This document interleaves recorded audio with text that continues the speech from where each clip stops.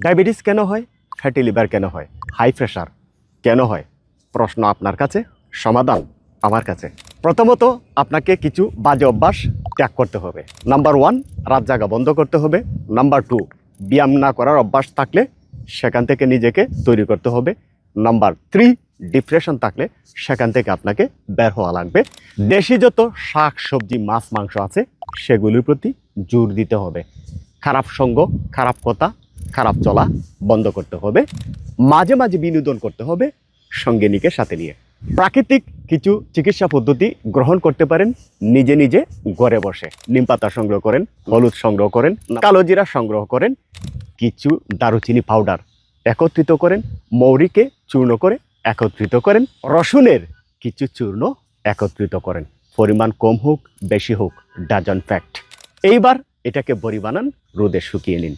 প্রতিদিন সকালে খালি পেটে বাসি মুখে একটি করে বড়ি বানিয়ে খাবেন। রাতে 1 গ্লাস পানিতে 2 টেবিল চামচ চিয়া সিড ভিজিয়ে রাখবেন।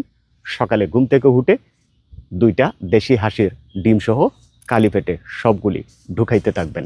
এরকম অসংখ্য প্রাকৃতিক উপাদান দিয়ে তৈরি করা আমাদের বিশ্রী দানা। সবাই বলে সিক্রেটটা কি? 2 মাস পরেই তো ডায়াবেটিস মুক্ত, কোলেস্টেরল মুক্ত, ফ্যাটি লিভার মুক্ত।